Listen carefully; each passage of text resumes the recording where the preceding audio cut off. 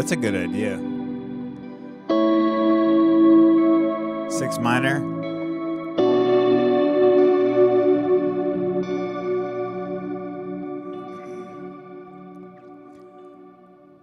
Wow, I'm gonna have to think a little, think further ahead. 6 minor, 4 with a flat 6, 1/5,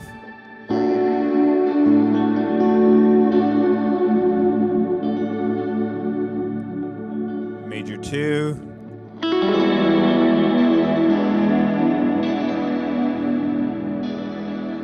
dominant 5.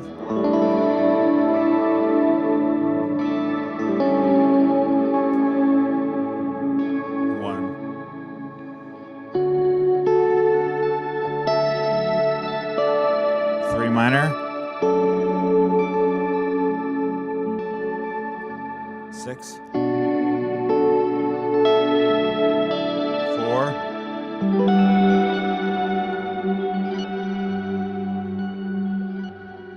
2, 1/3, 4, 5,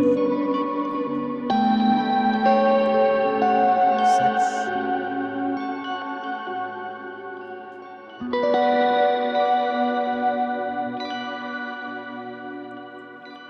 Tonight I'm using my JRig pitch glitch.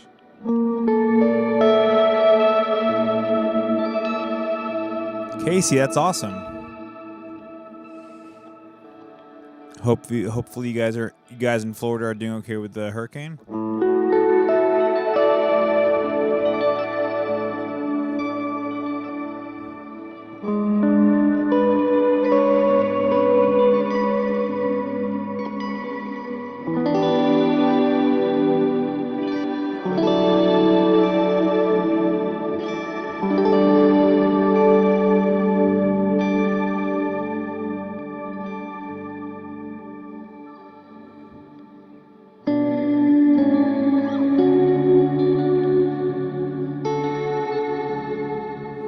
What's up, JD?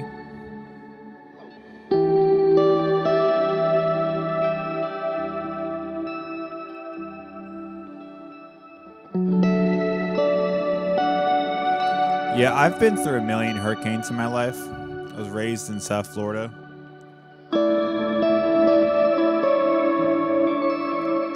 Me and a buddy were talking about it the other day. And it's like, if you were raised in Florida, you can tell immediately who is not from Florida by how they're reacting very publicly in social media to the hurricane.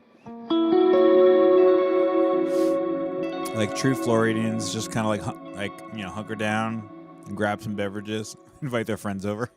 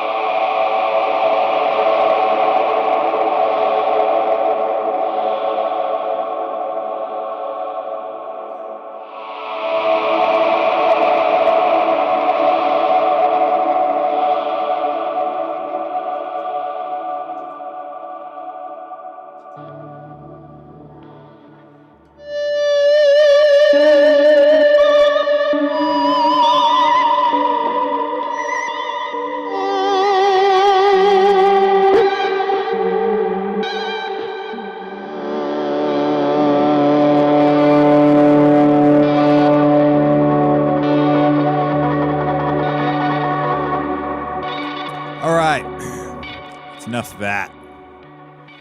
Enough of that. Pitch glitchy stuff. Happy Wednesday, y'all. Back for Wednesday Night Live. Missed last week because work and parenthood. Yeah. But we're here now. On the cusp of a major hurricane in South Florida. And on the cusp of a beautiful fall week here in Houston. I got some questions or some comments over on Instagram. What's a tip for hearing delay in songs to dial in? Same with reverb. I honestly don't really worry about it. I mean, as long as you can hear about it, I think that's the most important thing. When you're playing live, it's kind of just what's going to help you to perform the best. Whereas if you're in the studio, the producer, then you kind of just be subject to their ideas, their what they're thinking. So that being said, let me go to a kind of a standard. Gosh, call that kind of a standard delay sound. I'll turn the reverb off. Let's see, where are we? No, not yet. Almost there. There you go.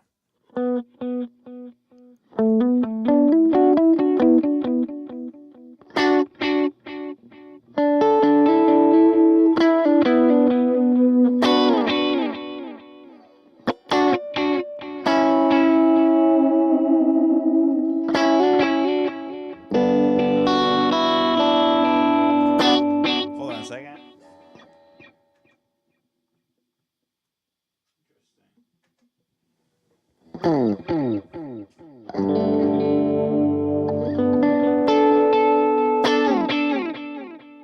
Yeah, I mean, so one thing you can do in terms of delays is kind of keep it bright and up front.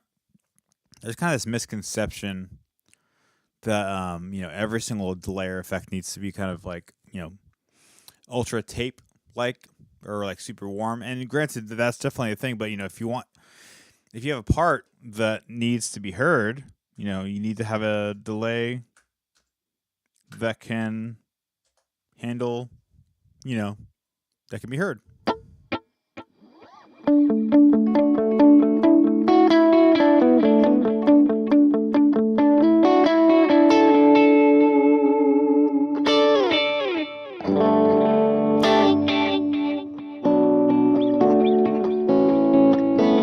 So yeah, I mean, and then for reverb, honestly, here's my general rule of thumb with delays and reverbs is either you have an upfront delay or you have an upfront reverb.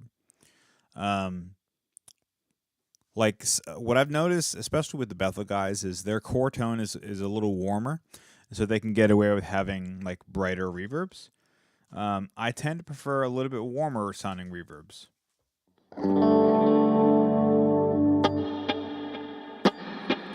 This isn't quite a good example because I'm testing out I'm testing out some things.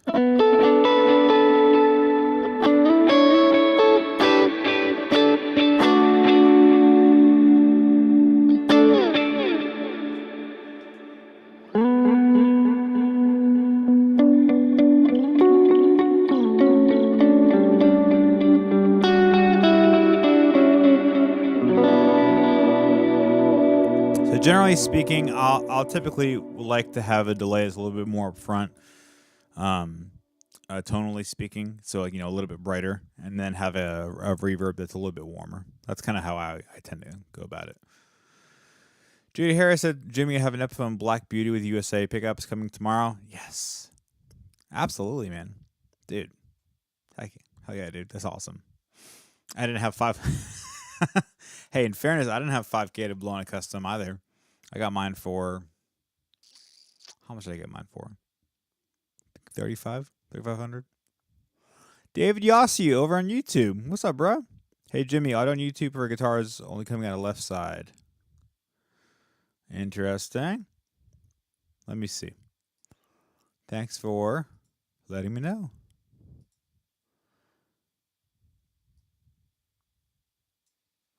What about now?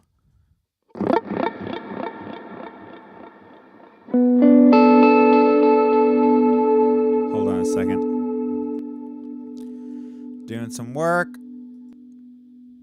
I use a program called Loopback for all of my audio stuff.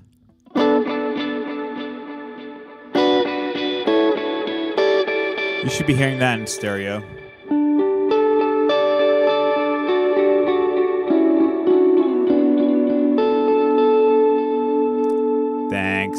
Thanks, bruh. Appreciate it. Yeah, so back to JD on Instagram. Yeah, I mean, you don't need 5K to, spend on a Les Paul, but if you do, you should. They're great. Noel, Caleb Thomas said, give me some saucy chords, playing quiet moments. Already did.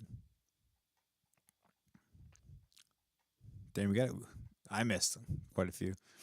JD Roberts, is your stream audio just an interface straight to a phone? No, it's not. It's I'm doing it all on my computer. Thank you, David.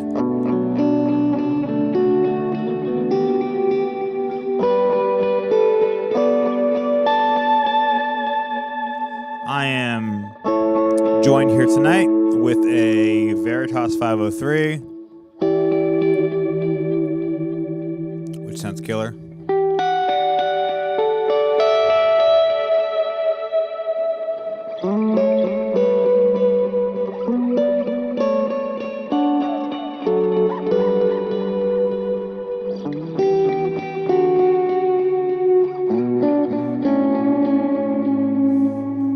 How's everyone doing tonight? Minus y'all in Florida. Hey, I've been through treacherous hurricanes too. I know what it's like.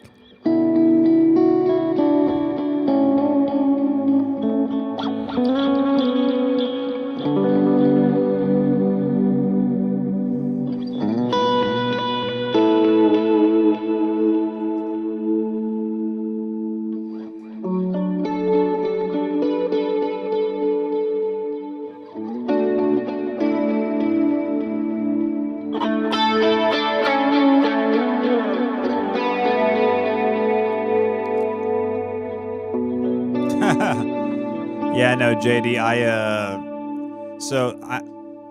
I have a setup that involves me using, so my phone is my camera, right? Which you can do on new Macs.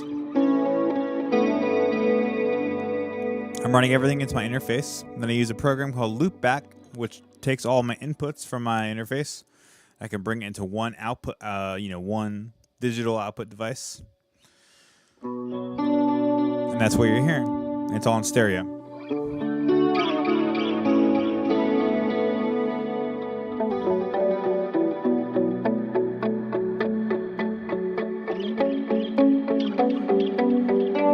David Yossi on YouTube said, so not only did I trade my Big Sky MX for another Mercury X, but I also used the money I made selling my LVX towards a King of Tone 4 jack. Nice. Yes, that's awesome. Yes, that's my core setting on the H90.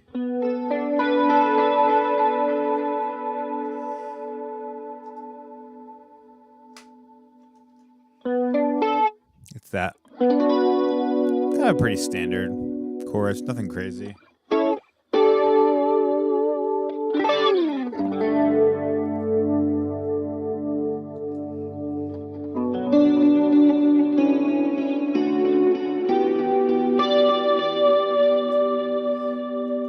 After that, I have my vibrato.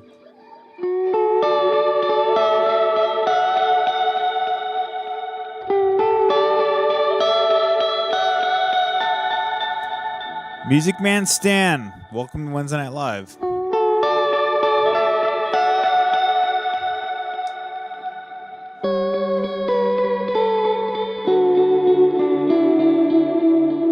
Okay, so David, over on YouTube, you said, wait, I thought you have an LVX already. Did you have an LVX? I'm confused. Like, did you sell an LVX before and that bought King of Tone and now you have it again?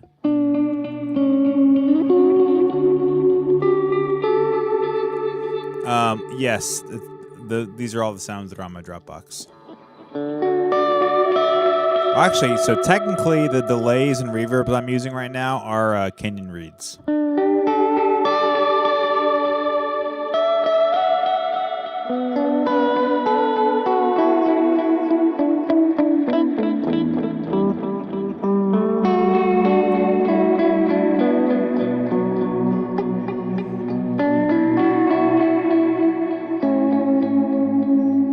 I'm trying to I'm experimenting with different workflows related to the PVC6, which I feel like I'm kind of always doing.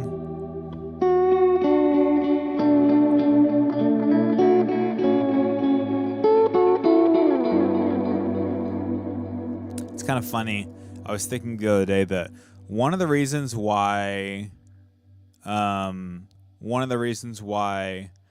haven't like decided to outright sell presets or whatever is because I change mine so dang much that it's like I feel like it would be kind of a disservice to people. Apart from I think that the preset culture is kind of weird. It's I don't know. I might at some point or do like a list them where it's like, you know, minimum of $1 or something or whatever else you want to, or buy me a coffee type thing, you know.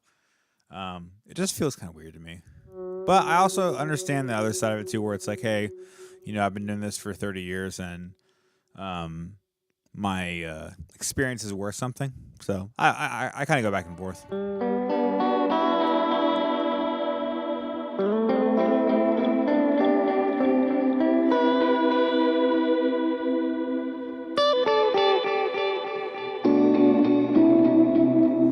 Alex said, do your delays and verbs sound a little darker?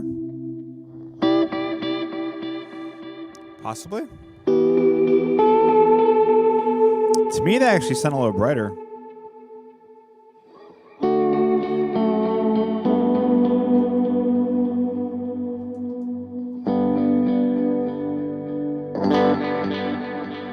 But I don't know.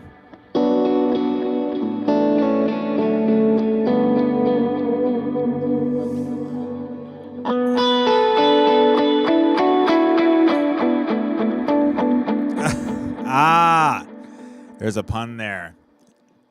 Alex was like, dude, your delays sound a little darker. And he was like, because you have the Blackout Maris pedals. There's a dad joke for you.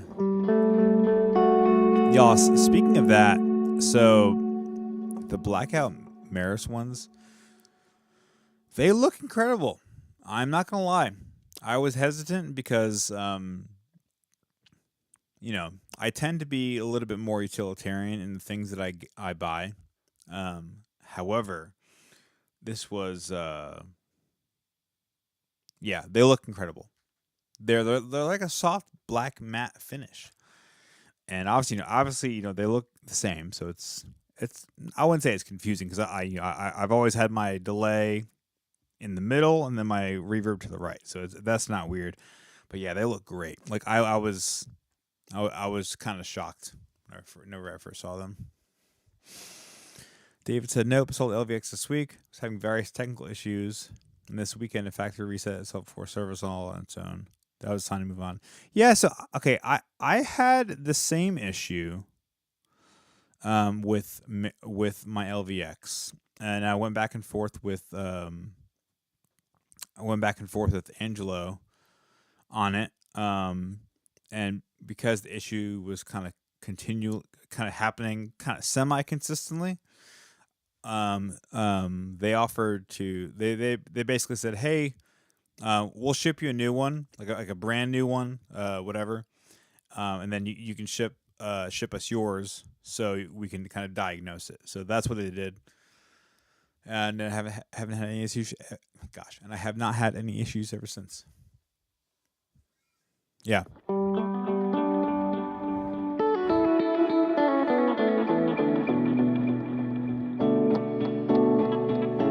Yeah, it is interesting. Let me get David over on YouTube. Was it always on your preset 1 where that happened?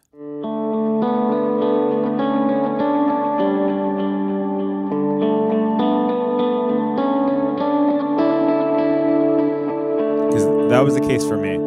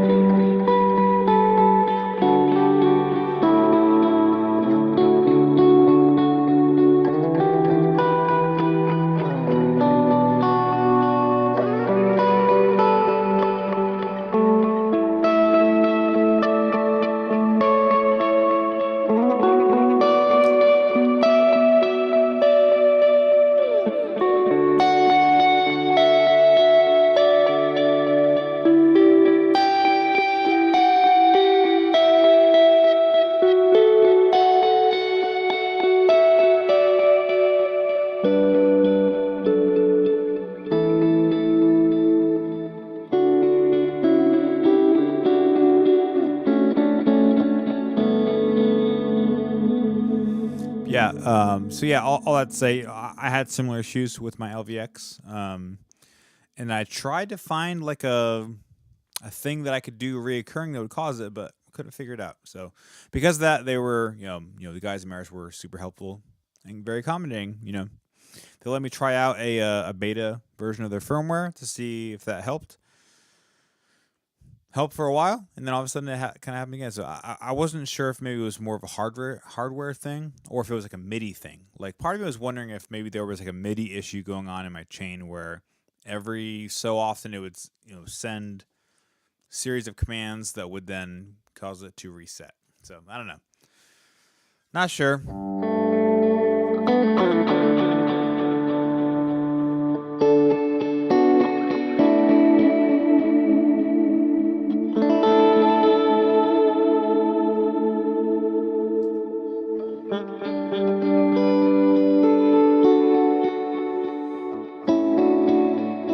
Yeah, isn't that weird? Yeah, for some reason it was preset 1 that kept doing that. Like I would like power it on, and preset 1 would cause it, or I would go from like preset 2, and then preset 1 would like reboot it. Yeah.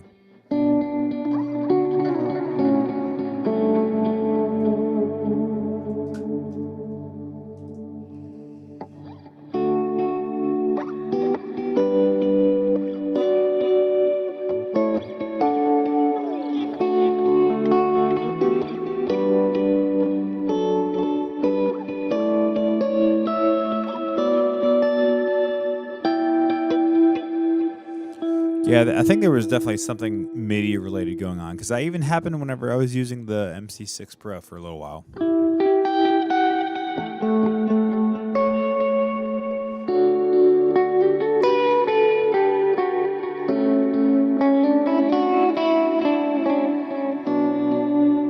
So yeah, so I'm working on kind of a slightly altered workflow with the PBC that would involve like pages of presets for my MIDI devices, kind of in instant access mode type of thing.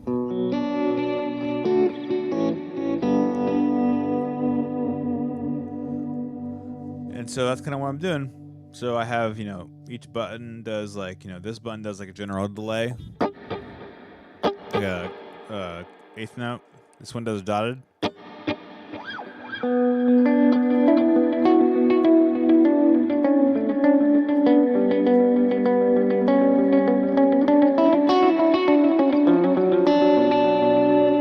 This one does a ping pong. This one does kind of like a tapey filtered down type thing.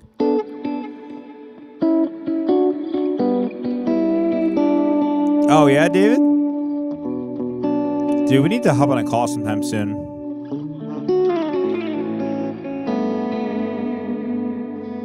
I would love to pick your brain about it.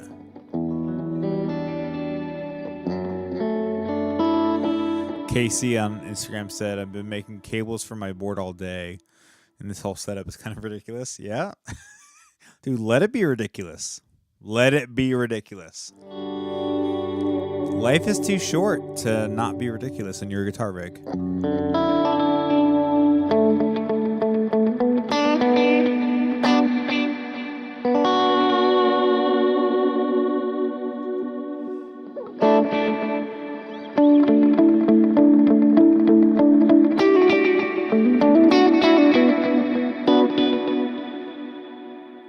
Yeah, so then I also have on the PVC, I'm using like long presses to change like alternate ones. So basically, I have like a row of four, and then the top left on the PVC6 is another preset.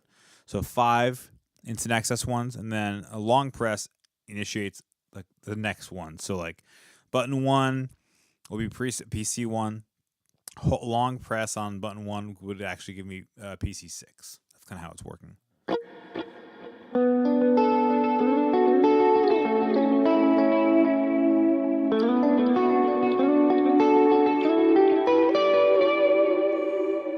Oh man. Yeah.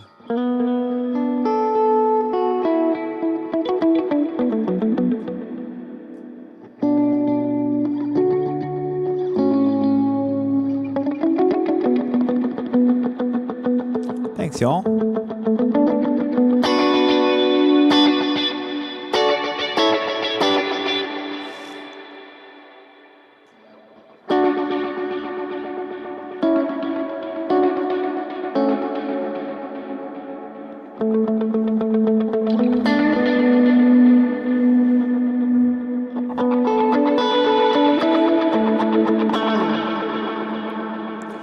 Yeah. MIDI wise, you said, yeah. So you're saying MIDI wise, you essentially just want to send a MIDI clock, then with, I'm assuming, all probably instant access. Yeah, that's definitely one way to do it. I go back and forth. Like I still like the preset form factor of the RJM stuff because it's so easy to set up. Like it's really, really so easy to set up. However, when you create the when you initiate the whole like preset thing on the RJM, it's very, very difficult to navigate away from that. You know. I said on my OMG with all my wet effects change engaged in my hardware itself. Okay. Yeah, that's fine. Yeah. So weird thing is, and maybe it's because I never really used the timeline or Big Sky that long term. I never ever really like did like I never utilized like the three presets as a bank type of thing. That was just never my workflow. Never my workflow. I know a lot of people who's where that was their workflow.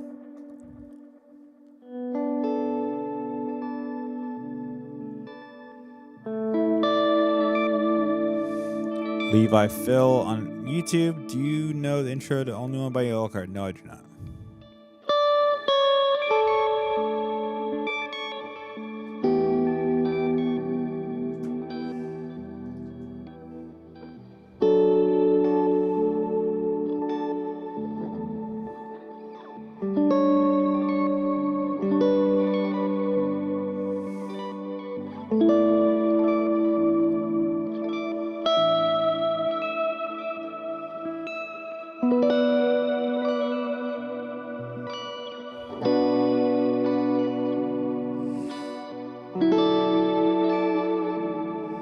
Yeah, so in addition to that, what I also kind of want to try and do is, so while I have like pages of instant access for all my presets, I'm also going to do the same thing with like a page of like general purpose sounds.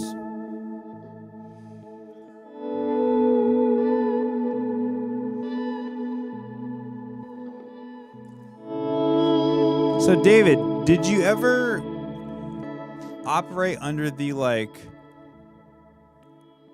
premise of, oh, here's a general like preset, like whether that's your boost with a dotted eighth and a plate reverb, like maybe that's like 80% of what you would do on any given song, like because that's how I did it for a long time. I would have like 10 presets that I would pull from, add them to songs. Granted, of course, that has its own kind of pitfalls.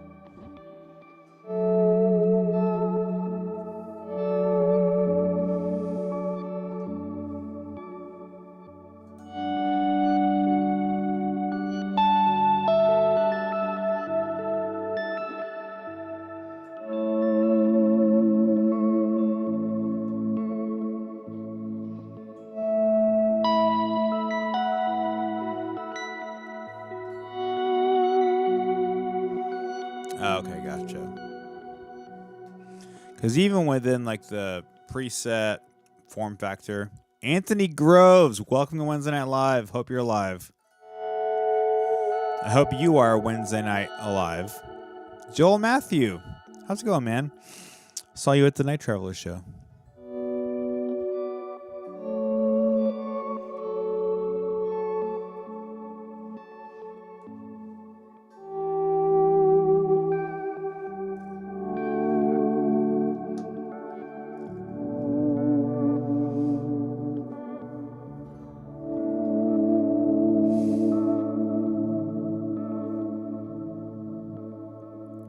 Interesting.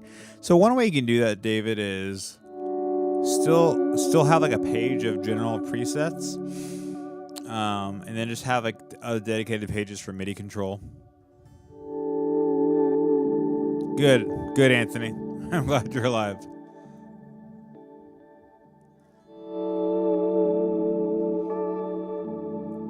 Unrelated news. I'm really liking this 503.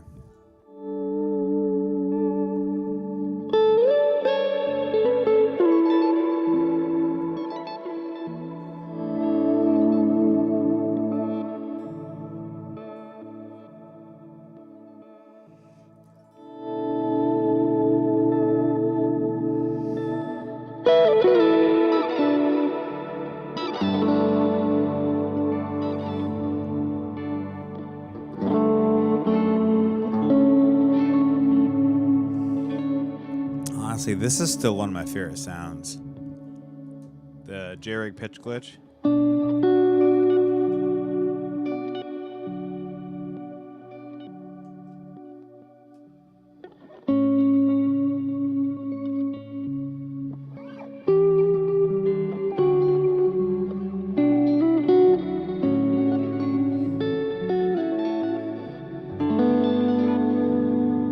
It's like you have just enough movement to where it's like kind of things are happening around you. Yeah, I love it.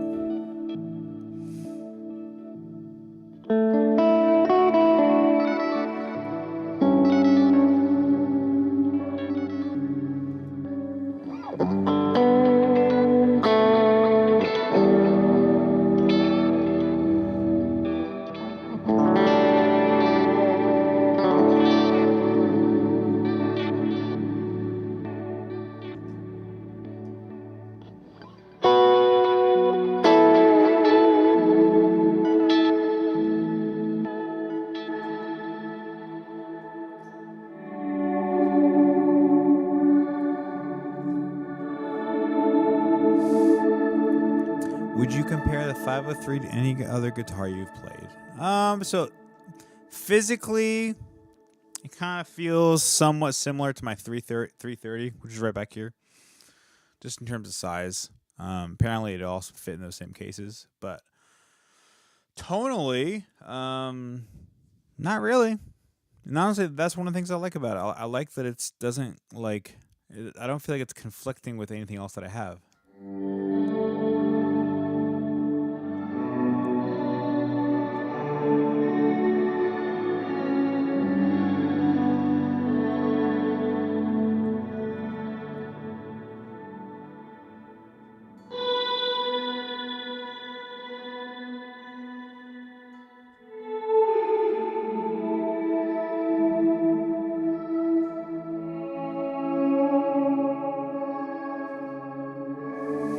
Yo, what's up, Casey?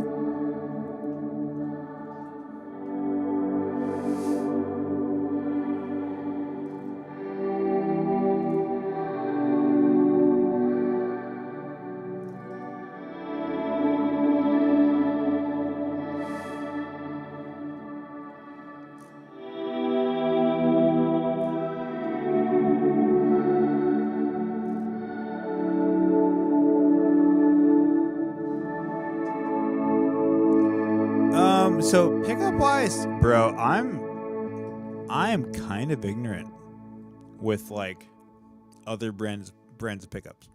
Like I it's been well documented that I'm not a huge, or that I wasn't a huge fan of like the Lambertone Cremas.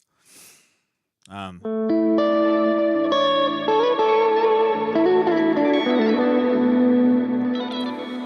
Granted, I mean, I talked to Curtis about it, and really at the end of the day, it's like it wasn't right for that guitar, right? Um, I'm all for a variety of sound. I'm not trying to I'm not trying to have all my guitars sound like one thing. I do like my guitars to have a distinct identity, sound like how they're supposed to sound. Which is why I have the baritone, why I have the Tele, why I have this guitar, why I have my Les Paul. I think it's important to have a variety of different sounds.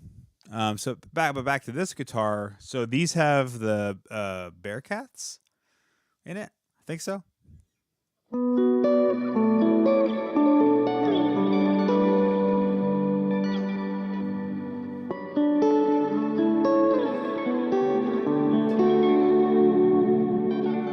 There's a few things I did to this guitar when I first got it.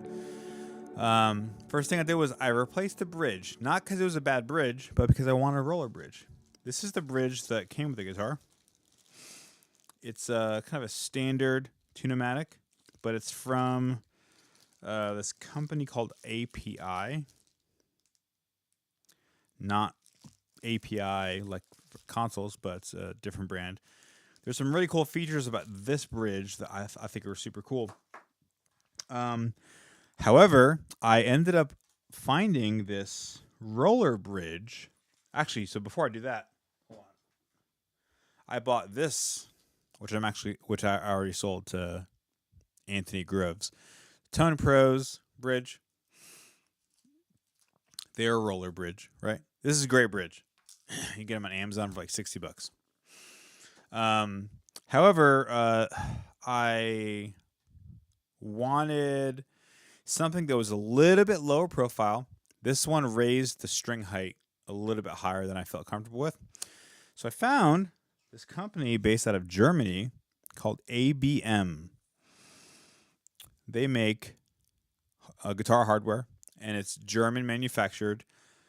They're incredible. Granted, this was double the price of that. So $110 bucks. But it's like milled to perfection. It's incredible. It's also like I said, it's a little bit lower profile. All the contacts with the strings are brass. There's a little bit like a brass feels a little bit warmer than like a normal steel or aluminum or different metals. And a ton of sustain. So it has this kind of slight soft attack. I find that brass has versus steel. Both are great. But yeah, so like I said, this is the Tone Pros one. Great bridge. Going to Anthony Groves as soon as the hurricane passes. Then this one. This is the ABM 2400. It's a roller bridge. It's great. Love it. Love it, love it, love it. I'm trying to recommend it to basically everyone. Oh, and it's a standard drop-in for your standard ABR bridge. So, works flawlessly. Let's see. David Yoss says, totally get that. I don't necessarily think the Cremas fit the character of SG. Put them in. Yeah, dude, same thing. So, exact same thing. I put them in a Les Paul, and I was like, oh, these sound fine, except it's not what I want a Les Paul to sound like, That was my exact same thought process. They sounded good, but it's not what I wanted that guitar to sound like. So really the way I mitigated that was I bought more guitars, which is the irony of it all.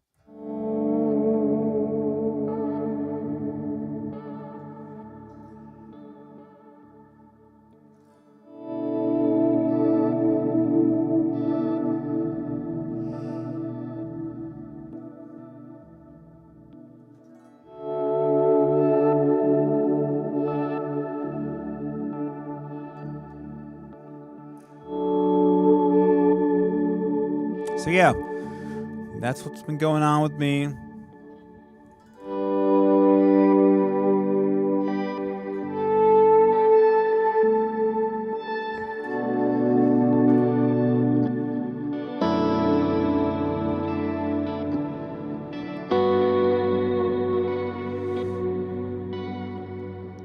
yeah, currently just working through different workflows. Also have some new drive pedals coming in.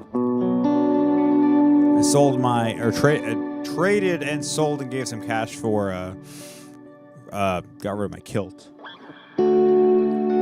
Which honestly was interesting. Last weekend I used the kilt with the Aspen and it sounded great. They weren't exactly alike. But I wanted to try something different. So I have a Prescription Effects Overdriver coming in.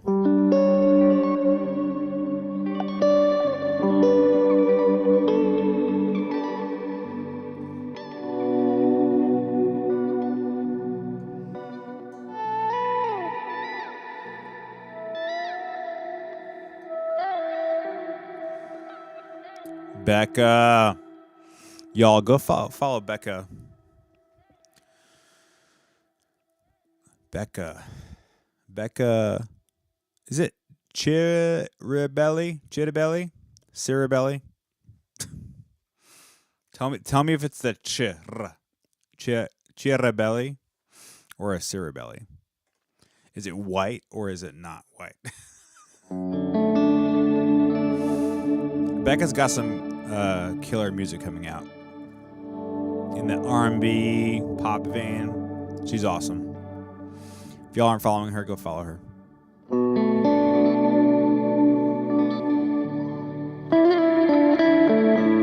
She's also a pretty killer guitarist. No chi? I'm gonna give you some chi. Your Chiribelli.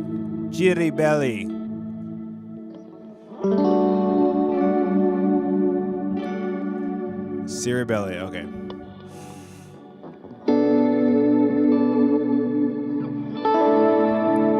Casey Fitzgerald was like, still like the Daily Driver? Yeah, it's interesting. It's how it sounds really depends on the type of guitar or rig I'm using. Sounds great with my amps. Oh,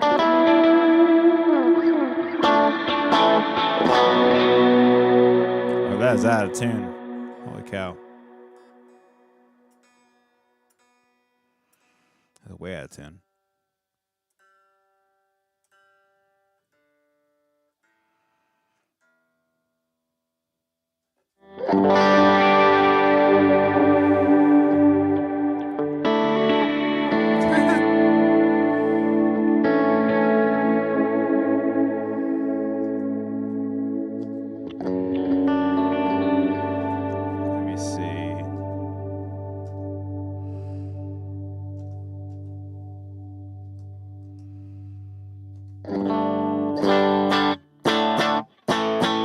Yes, this is just clean with the Cali. Yeah,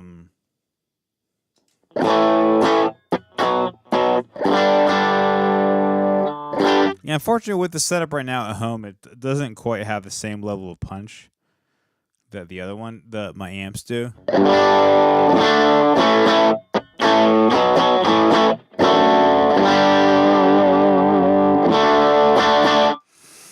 Any cool pedal recommendations for clean R&B tones effects? Yeah, I mean, good compressor chorus always helps. So I mean, it could be like a Walrus Audio Julia. Yeah, I'm a big fan of the Keeley compressor. I can let you borrow one if you want. I actually technically I can let you borrow both. I have both.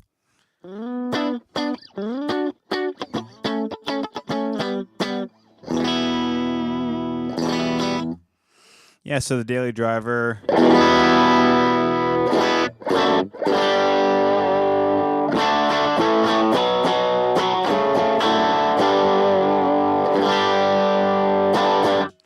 It sounds good. I just prefer the King of Tone.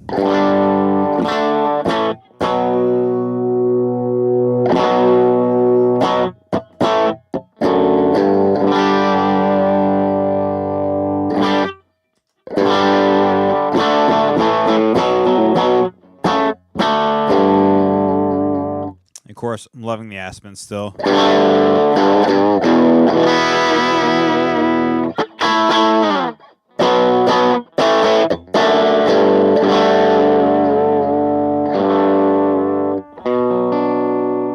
What's up, Brandon?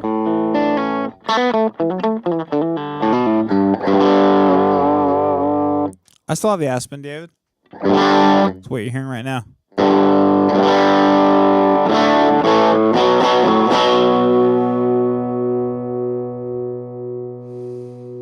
Make a quick little change.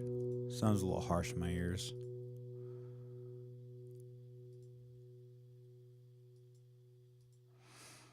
Hold up. Dang it.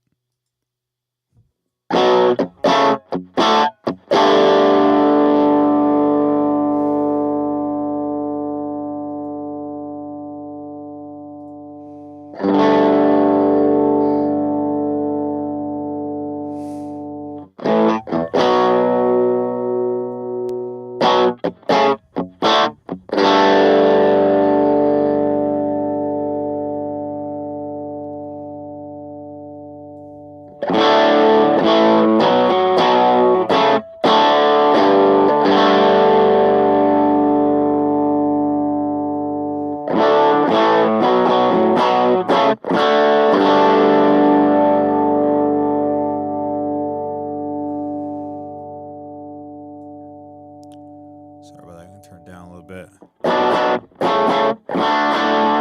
Oh yeah, you have one, Brandon? Nice.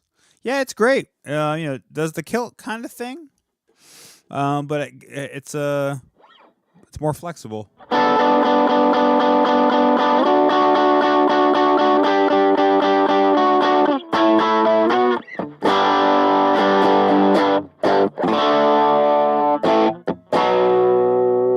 And it sounds great stacked with really whatever I have. This is it stacked with a King of Tone.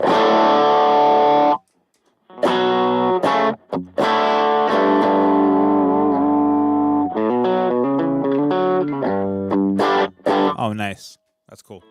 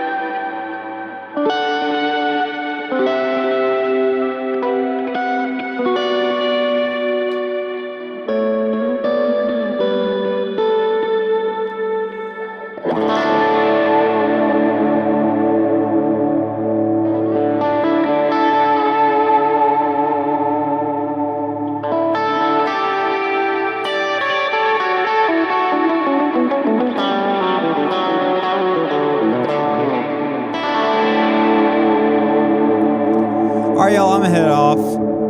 It's Daddy's time for bed. Well, thank you for joining me tonight on Wednesday Night Live. If you are new here, which I assume most of you aren't, I'm Jimmy. I do this every single Wednesday, ideally, under proper circumstances.